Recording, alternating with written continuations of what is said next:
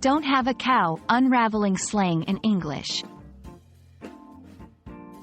Hello and welcome to today's English language learning session.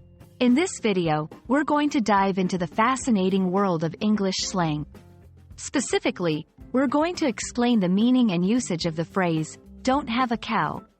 So, if you've ever heard someone say this and wondered what on earth they meant, you're in the right place. Let's begin by understanding where this quirky phrase comes from. The expression, don't have a cow, originates from the USA and became popular around the 1950s and 1960s. It's a classic piece of American slang. Initially, it was more common in rural areas, where farming expressions were a part of everyday language. The phrase was popularized even more in modern times through television shows and pop culture. So, what does it mean to have a cow? Surprisingly, it has nothing to do with farming or cows. Instead, this phrase is used to tell someone not to overreact or get overly upset about something. It's akin to other expressions like, calm down, or don't make a mountain out of a molehill. When someone says, don't have a cow, they're essentially saying, relax, or take it easy. Understanding when and how to use slang is crucial.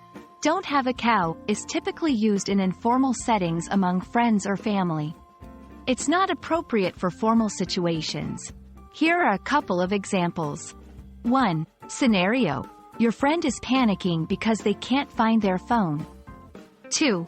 You might say, hey, don't have a cow, we'll find it. It's got to be around here somewhere. 3. Scenario. Your sibling is freaking out over a small mistake in their homework. 4. You could say, don't have a cow, it's just one mistake. You can fix it in no time. Remember, tone and context are important. This phrase should be used in a light-hearted and supportive way, not to belittle someone's feelings. While don't have a cow is widely understood in the English-speaking world, it's particularly prevalent in American English. In other English-speaking countries, people might use different phrases with similar meanings. For example, in the UK, someone might say, don't get your knickers in a twist, which conveys a similar sentiment. And that's a wrap on, don't have a cow. We hope this video helps demystify this colorful phrase and adds a fun element to your English language learning journey. Remember, learning a language isn't just about grammar and vocabulary, it's also about understanding the culture and the unique ways people express themselves.